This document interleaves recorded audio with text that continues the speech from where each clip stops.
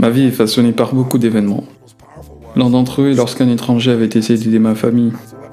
J'avais 11 ans et nous passions un Thanksgiving très rude, où il n'y avait ni argent ni nourriture. Nous n'étions par contre pas affamés complètement. Nous avions toujours essayé d'avoir quelque chose pour le dîner. Certainement pas un festin, mais quelque chose. Ma mère et mon père à l'époque querellaient comme des chiens et chats. Ma mère criait sur mon père, le reprochait son incapacité à prendre soin de sa propre famille. C'était horrible. J'étais l'aîné.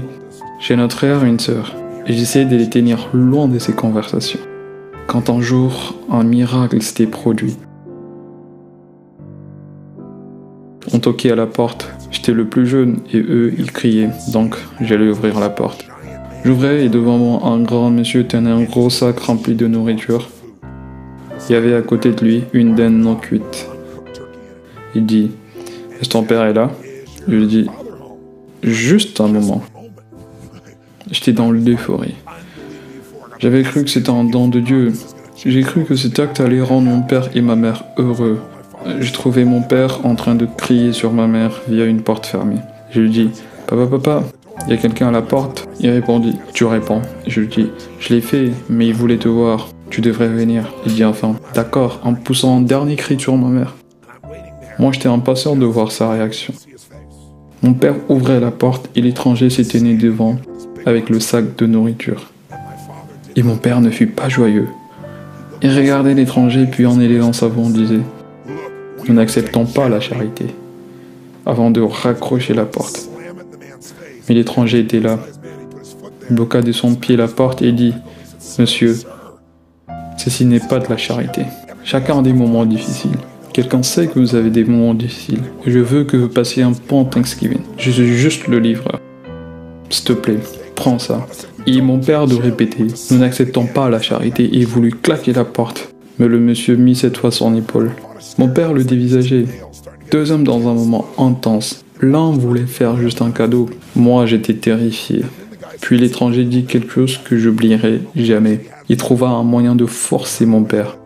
Il me lança un regard, puis retourna sur mon père et lui dit « Ne laisse pas ta famille souffrir à cause de ton ego. » Là, le niveau d'énergie de mon père s'est accru. Il était aussi cerné. Il prit les nourritures, claqua la porte sur l'étranger, sans le remercier. Moi, je ne savais pas quoi faire. Une partie de moi voulait pleurer, une autre est dévastée. Je voyais mon père tendu avec l'étranger, s'en alla crier sur ma mère. Et je me rappelais de ce jour quand je pensais. Je ne comprenais pas. Des années plus tard, j'ai commencé à comprendre un tout petit peu. Ce que je commençais à comprendre est que, regardant la vie d'une personne, il y a tellement de joie que vous pouvez extirper. Je voulais de mon père juste un sourire. Je ne pouvais pas non plus sourire parce que ça le rendra nerveux. J'ai découvert aussi que toute notre vie est faite des décisions. Il y en a 3 que vous prenez chaque instant. Et votre manière de les prendre dessine votre destinée. La première que nous prenons tout le temps est « Sur quoi allez-vous concentrer ?» J'ai réalisé que ma vie et celle de mon père sont très différentes parce qu'à ces jours où l'étranger débarqua, lui et moi avions pris chacun 3 décisions différentes. Il décide de se concentrer sur le fait qu'il n'a pas pu nourrir sa famille. Et la deuxième, qu'est-ce que ça veut dire que de se concentrer sur telle chose ? Et si vous y pensez, vous allez découvrir la signification. La plupart des gens choisissent la plus terrible des significations.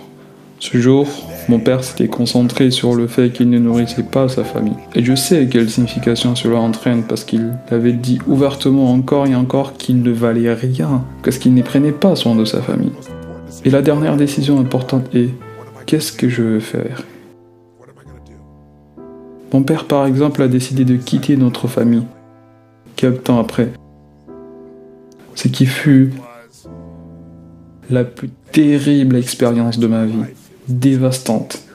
Beaucoup d'années se sont passées entre-temps. Je n'ai pas les mêmes ressentis qu'avant. Il y a 3 ans, il décéda. À l'époque, j'avais point ressenti aussi grosse peine. Ma famille n'avait jamais ressenti aussi grosse peine. Je ne comprenais pas pourquoi il nous a quittés. Je les aimais autant. Et ma vie a pris une tournure différente de la sienne. J'étais le seul qui s'était rendu à ses funérailles. Aucun autre membre de la famille ne s'était rendu. Personne ne voulait prendre part. Il mourra solitaire d'une maladie appelée trouble locomoteur du tissu conjonctif. Juste avant sa mort, il me regardait et disait « Fils, j'étais un salaud. Je me connectais avec personne et regarde comment je suis en train de mourir. C'est incroyable. » Ce même jour, j'ai pris 3 importantes décisions. J'ai décidé de me concentrer sur le fait qu'il y avait de la nourriture. Mais ce qui a changé ma vie est la signification que j'ai attribuée à cela. C'est-à-dire que même des étrangers se soucient. Et si des étrangers se soucient de moi et de ma famille, ce que je vais faire, c'est que je vais à mon tour me soucier des étrangers. Ça a complètement changé ma vie. Et je me suis promis, un jour je ferai bien assez pour faire à une autre famille ce que cet étranger a fait pour la mienne. Je n'ai pas attendu que je sois riche pour le faire. J'ai fait mon premier acte quand j'avais 17 ans. Je me rappelle, à 17 ans j'avais ma voiture, mon propre argent. Et j'ai décidé d'aller faire des courses pour 2 familles pour Thanksgiving. Et je vais rendre à des familles ce qui m'a été rendu des années avant. C'était l'expérience la plus euphorique. J'avais 2 paniers. J'étais voir le manager de la place. Je lui ai dit mon intention et que je veux qu'il soit mon partenaire. Il me donna 10% des réductions. Pauvre salaud. Mais c'était trop cool. J'avais 2 de chaque dans chaque panier pour donner assez de nourriture à des familles pendant 2-3 jours pour qu'elle ait un festin incroyable. Puis j'ai appelé l'église du coin en disant « Je voudrais prendre soin des familles qui sont d'une fierté telle qu'elles ne veulent pas venir à l'église chercher à manger. Pouvez-vous me recommander des noms ?» Ils m'en ont donné 2. Puis j'ai écrit une note et j'ai décidé d'enfiler un vieux jeans et un t-shirt parce que je ne voulais pas recevoir le crédit. Mais j'avais envie de voir leur réaction. Donc, j'allais en tant que livreur, ceux à qui je ressemblais à l'époque. J'ai écrit une note parce que je ne voulais pas que ces familles s'énervent comme l'était mon père.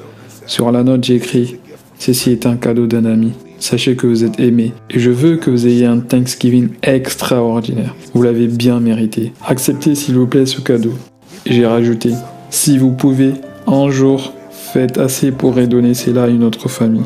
De l'amour d'un ami. » Ce que j'ai réalisé, c'est que j'étais dans un coin où vivaient beaucoup de latinos et je parlais pas espagnol. J'ai pris la traduction d'un ami pour le mettre au verso de la note. J'ai pris le camion d'un de mes amis, pris les courses et me mettais en direction.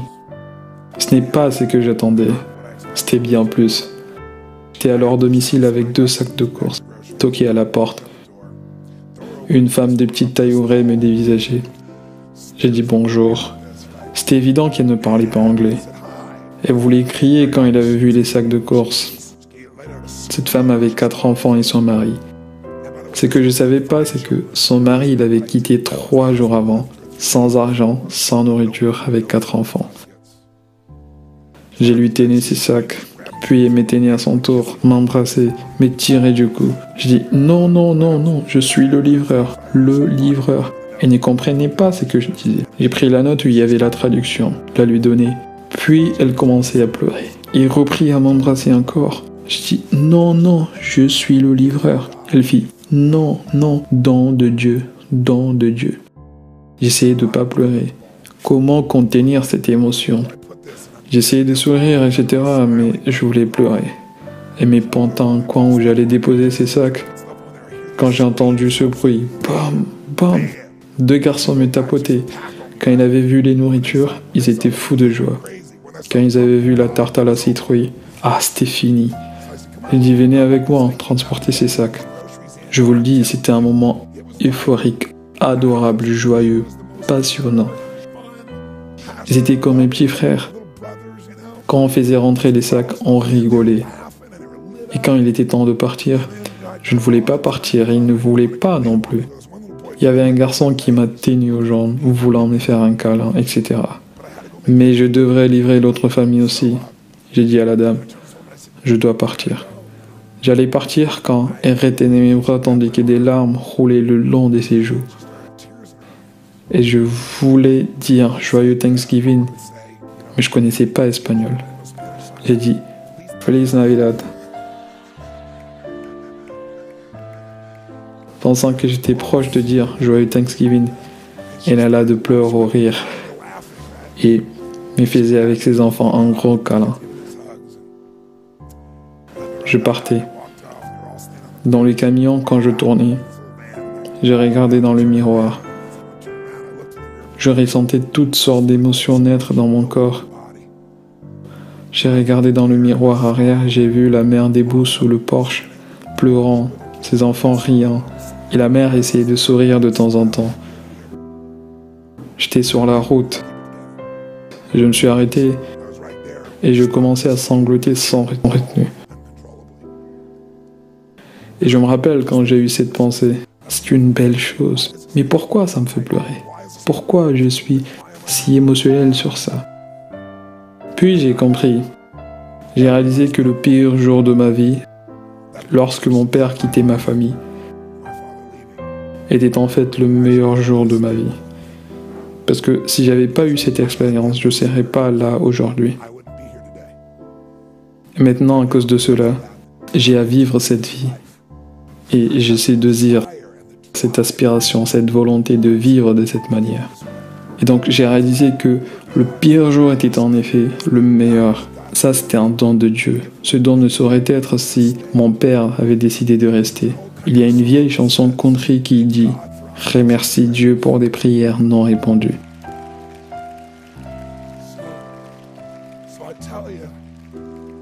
Je vous raconte cette histoire pour plusieurs raisons. L'une est, si vous voulez changer votre vie, sachez quel est le meilleur ou le pire jour de votre vie. Nous avons tous ce jour. Il y a quelque chose en vous sans laquelle vous ne serez pas là où vous êtes. Et la deuxième raison est que je veux demander une faveur à votre âme. Pas pour votre argent ou votre business. Je veux vous recruter pour faire une action et marquer une différence. Parce que je sais que quand vous vous mettez à faire ces choses, vous allez être accro. Et cela vous rendra riche et changera votre vie. Quoi que vous faites dans votre vie, cela devrait en faire partie. Nous faisons toujours ces actes. J'ai commencé avec 2 familles. L'année d'après, j'ai fait 4 familles. Et 8 pour celle qui suit. Et je ne le faisais pas pour recevoir le crédit, mais parce que c'était la bonne action.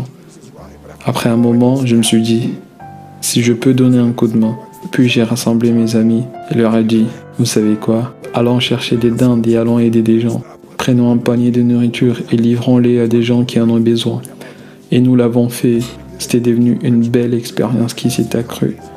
Puis j'ai créé des entreprises et des employés étaient intégrés à cette cause. Il y a 14-15 ans, j'ai créé ma fondation. L'année dernière, nous avions nourri près d'1 million de personnes dans 9 pays à travers le monde pendant Noël et Thanksgiving.